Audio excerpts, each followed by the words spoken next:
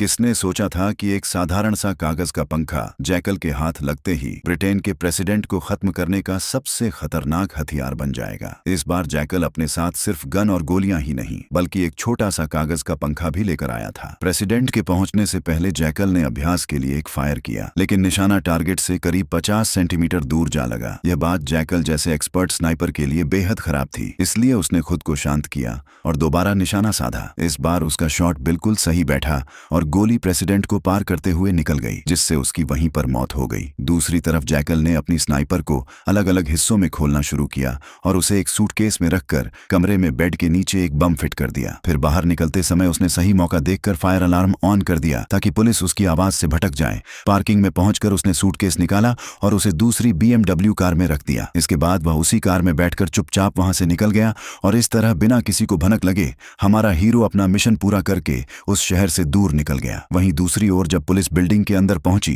तो एक जोरदार ब्लास्ट हुआ जिसमें सारे सबूत भी जलकर खत्म हो गए। इसी के साथ गैरेज में खड़ी कार भी उड़ा दी गई ताकि कोई भी सुराग बाकी न रहे। यही एक टॉप स्नाइपर के काम करने का तरीका था, लेकिन प्रेसिडेंट की हत्या के बाद बचकर निकल जाना कोई आसान बात नहीं थी। इसलिए जैकल ने पुलिस की नजरों से बचने के लिए खुद को एक चेस प्लेयर के रूप में बदल लिया और जर्मनी की एक दुकान से चेस बोर्ड भी खरीद लिया ताकि वह आसानी से पुलिस को धोखा दे सके। वहीं पूरे देश की पुलिस फोर्स ने हत्यारे को पकड़ने के लिए बॉर्डर्स और हर चेक पोस्ट पर कड़ी जांच शुरू कर दी थी। अब जब जैकल वहां पहुंचा तो उसने खुद को एक चेस प्लेयर बताया और कहा कि मैं चेस का शौकीन हूं और यहां एक मैच देखने आया हूं। पुलिस ने उसकी पहचान चेक करने के बाद उसे गाड़ी में रखे सूटकेस को खोलने के लिए कहा। यही तो जैकल चाहता था, ताकि पुलिस को यकीन हो जाए कि वह सच में एक चेस प्लेयर है। पुलिस ने उसका पतला दुबला शरीर देखकर सोचा कि यह तो किसी को नुकसान भी नहीं पहुंचा सकता और उसे जाने दिया। कुछ ही देर में जैकल फ्रांस पहुंच गया। इसके बाद वह एक इंटरनेट कैफे में गया जहां उसने अपनी USB कंप्यूटर में लगाई और अपने कॉन्ट्रैक्टर से पूछा कि प्रेसिडेंट को खत्म करने का पैसा कब तक मिलेगा। जैकल ने आज तक उस कॉन्ट्रैक्टर से कभी मुलाकात नहीं की थी और ना ही वह उसे पहचानता था। दरअसल जैकल के मन में उससे मिलने की इच्छा तो थी, लेकिन अगले कॉन्ट्रैक्ट के लिए $1 लाख की रकम सुनकर उसका दिमाग चकरा गया। उसने बिना ज्यादा सोचे तुरंत इस काम के लिए हाँ कर दी और कहा कि $5 लाख पहले चाहिए, बाकी पैसे काम पूरा होने के बाद मिलेंगे। जिस पर कॉन्ट्रैक्टर भी मान गया और उसे मिलने के लिए एक जगह बुलाया। जैकल तय लोकेशन पर पहुंचा जहां उसकी मुलाकात कॉन्ट्रैक्टर की एक एजेंट से हुई। हालांकि जब उस लेडी ने जैकल को नए टारगेट के बारे में बताया तो उसके होश उड़ गए। उसने सीधे अपनी फीस $5 लाख से बढ़ाकर $10 करोड़ कर दी। दरअसल यह टारगेट कोई साधारण इंसान नहीं था, बल्कि दुनिया का सबसे अमीर आदमी था जिसकी सिक्योरिटी बेहद कड़ी थी। इसी वजह से यह मिशन काफी खतरनाक था और इसमें जैकल की जान का भी खतरा था। इसके बाद जैकल स्पेन में अपने विला पहुंचा जहां उसने देखा कि उसकी वाइफ बच्चों के खिलौने समेट रही थी। जैकल को सामने देखकर उसकी वाइफ का उदास चेहरा एक हल्की सी मुस्कान में बदल गया। उसे लगा कि वह अपनी बिजनेस ट्रिप से जल्दी वापस आ गया है, मगर उसे यह बिल्कुल अंदाजा नहीं था कि उसका पति दुनिया का सबसे खतरनाक स्नाइपर है। इसके बाद जब उसकी पत्नी खाना बनाने चली गई, जैकल ने दरवाजा बंद किया और अपनी गन को लॉकर में छुपा दिया। फिर वह लैपटॉप खोलकर कॉन्ट्रैक्टर से बातचीत करने लगा। लेकिन जब वह घर से बाहर निकला तो उसे एहसास हुआ कि उसके स्पेन वाले विला में काफी कुछ बदल चुका है। दरअसल उसकी वाइफ और परिवार वालों को उसका छुपा हुआ स्नाइपर वाला सीक्रेट कैबिन मिल गया था, जहां अलग अलग देशों की ढेर सारी करेंसी, फर्जी पासपोर्ट और एक प्रोफेशनल मास्क रखा हुआ था। जैकल यह सब कुछ अपने फोन में देख रहा था जो उसके कैबिन में लगे CCTV से जुड़ा हुआ था। उसकी वाइफ और घर के बाकी लोग यह सब देखकर हैरान रह गए थे। वहीं जैकल को यह चिंता हो रही थी कि अगर उसके इस काम की सच्चाई सबके सामने आ गई तो उसका बसा बसाया घर टूट सकता है। वह यही सब सोचते हुए गाड़ी चला रहा था कि अचानक उसका ध्यान भटक गया और उसकी कार एक ट्रक से टकरा गई। जैकल तुरंत गाड़ी से बाहर निकला और ट्रक ड्राइवर से माफी मांगने लगा। यहाँ तक कि उसने नुकसान की भरपाई के लिए पैसे भी देने की पेशकश की, मगर ट्रक ड्राइवर एक अजीब स्वभाव का इंसान निकला और उसे उल्टा सीधा बोलने लगा। जैकल उसी वक्त उसे खत्म करने का सोच ही रहा था कि तभी वहां एक पुलिस वैन आ पहुंची। जैकल नहीं चाहता था कि पुलिस इस मामले में पड़े, लेकिन ड्राइवर ने उन्हें खुद बुला लिया। जैकल ने पूरे सुकून से अपने फर्जी कागज पुलिस को दिखाए, फिर भी पुलिस को उस पर शक होने लगा क्योंकि प्रेसिडेंट की मौत का मामला अभी ताजा था। इसके बाद पुलिस ने उसका बैग चेक किया जहां उन्हें कई पासपोर्ट के साथ एक बंदूक भी मिल गई। अगले ही पल जैकल ने पुलिस वाले को खत्म कर दिया। फिर उसने उस ट्रक ड्राइवर को भी खत्म कर दिया। इसके बाद जैकल ने गन से अपने सारे सबूत मिटा दिए और हथियार को ड्राइवर और पुलिस के हाथों में थमा दिया ताकि सबको यही लगे कि दोनों आपस में भिड़कर मारे गए हैं। फिर वह अपनी कार लेकर वहां से निकल गया। एक सुनसान पार्किंग में पहुंचकर उसने नंबर प्लेट उतारी और स्प्रे का इस्तेमाल करके अपने सारे निशान साफ कर दिए। लेकिन उसकी सबसे बड़ी चिंता अपनी पत्नी को समझाना थी। थी, इसलिए उसने अपनी वाइफ को कॉल करके एक होटल में बुलाया, जहां उसने अपनी सच्चाई फिर से छिपाई और झूठ बोल दिया कि वह बस एक कंपनी के लिए जासूसी करता है। इससे ज्यादा उसने कुछ भी नहीं बताया। जैकल ने अपनी वाइफ को स्नाइपर होने की सच्चाई नहीं बताई और बस इतना कहा कि एक आखिरी काम बाकी है, जैसे ही वह पूरा हो जाएगा हमारे पास इतना पैसा होगा कि हम आराम से खुशहाल जिंदगी जी सकेंगे। बस कुछ ही दिनों की बात है, उसके बाद मैं खुद यह काम छोड़ दूंगा। लेकिन उसकी वाइफ को जरा भी अंदाजा नहीं था कि उसके पति का आखिरी मिशन क्या होने वाला है। जिस इंसान को वह निशाना बनाने जा रहा था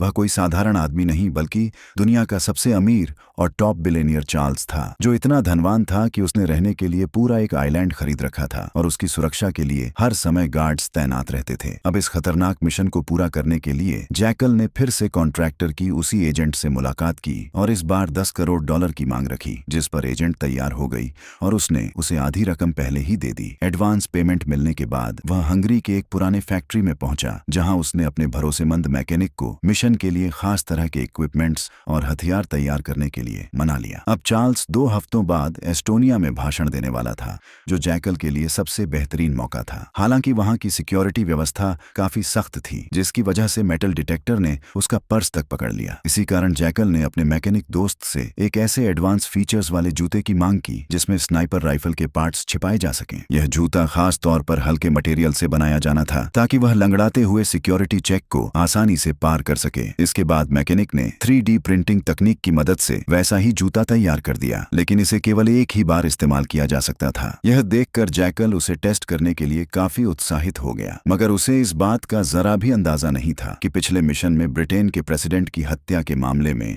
ब्रिटिश जासूस उसका पीछा कर रहे थे। यहाँ तक कि वे उसे ट्रैक करते हुए हंगरी के उसी कारखाने तक पहुंच गए जहां जैकल अपनी नई गन की टेस्टिंग में लगा हुआ था। लेकिन किसी तरह किस्मत के सहारे वह वहां से भागने में सफल हो गया। इसके बाद उसने एक खास तरह का सूट पहना जिसमें उसने अपनी स्नाइपर राइफल को छुपा लिया। उसका निशाना कोई और नहीं बल्कि दुनिया का सबसे अमीर इंसान चार्ल्स था, जो अपने शानदार आइलैंड पर रहता था, जहां करीब 2 किलोमीटर तक कड़ी सुरक्षा रहती थी और वहां किसी को नुकसान पहुंचाना तो दूर कोई आसपास भी नहीं आ सकता था। लेकिन जैकल भी कोई आम स्नाइपर नहीं था। इतनी सिक्योरिटी के बावजूद उसने हार नहीं मानी। उसने एक बात नोटिस की कि चार्ल्स हर सुबह समुद्र में स्विमिंग करने के लिए बाहर आता है। इसी मौके का फायदा उठाने के लिए उसने एक बोट किराए पर ली और नाव के मालिक को खत्म कर दिया। इसके बाद उसने समुद्र के बीच अपनी स्नाइपिंग की तैयारी शुरू कर दी, जहां बंदूक, गोलियां और स्टैंड सब कुछ तैयार था। लेकिन समुद्र की तेज लहरें निशाना लगाना मुश्किल बना रही थीं। उसी रात जैकल ने एक खास बैलेंस बनाए रखने वाला डिवाइस भी खोज लिया,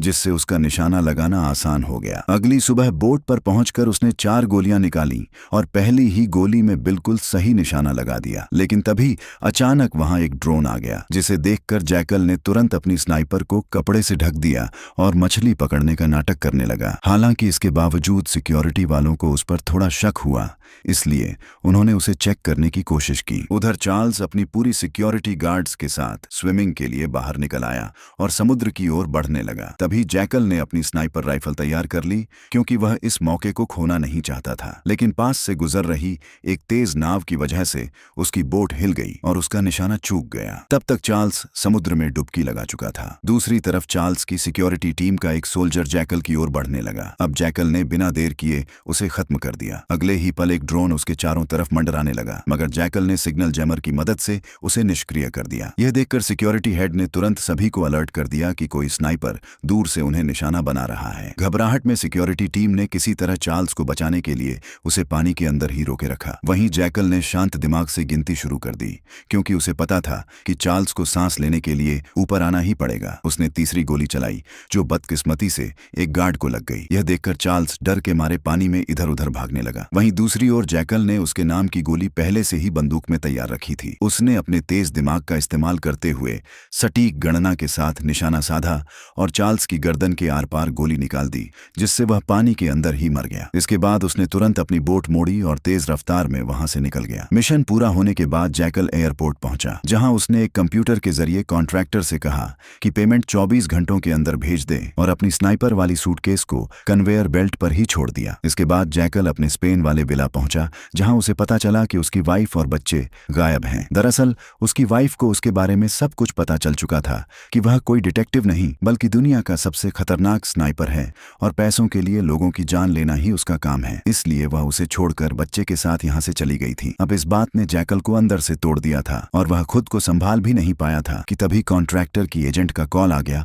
और उसने बताया कि मुझे पता है तुम स्पेन में हो और तुम्हें पैसे इतनी आसानी से नहीं मिलने वाले। इतना कहकर उसने फोन काट दिया। तभी जैकल को एहसास हुआ कि उसके साथ बहुत बड़ा धोखा हो चुका है। यहाँ तक कि उस लेडी एजेंट ने पुलिस को उसकी लोकेशन भी भेज दी थी ताकि वे उसे पकड़ सकें। अब जैकल ने बिना समय गंवाए तुरंत बचे हुए पैसे, पासपोर्ट और हथियार समेटे और भागने की तैयारी करने लगा। वहीं दूसरी तरफ पुलिस उसके घर के बाहर पहुंच चुकी थी और उसी वक्त उसका साला भी नशे में घर वापस आया था। पुलिस ने उसे जैकल समझकर गोली चला दी। पुलिस को देखते ही जैकल ने तुरंत लाइट बंद कर दी और अपने सीक्रेट कैबिन की एक तरफा कांच वाली दीवार के पीछे छिप गया। पुलिस ऑफिसर लेडी ने दीवार को गौर से देखा और दोनों आमने सामने खड़े हो गए। कुछ ही पल बाद जैकल ने निशाना साधा, लेकिन उसका साथी बीच में आ गया जिससे उसकी जान चली गई। अगले ही पल जैकल ने उस लेडी ऑफिसर को भी खत्म कर दिया। वहां से निकलने के बाद उसके सिर पर गुस्सा हावी हो चुका था। जैकल ने ठान लिया था कि अब वह उस कॉन्ट्रैक्टर और उसकी एजेंट को दुनिया के किसी भी कोने से ढूंढकर खत्म करेगा। लेकिन इस समय उसकी सबसे बड़ी चिंता अपनी वाइफ और बेटे को वापस लाना थी। इसलिए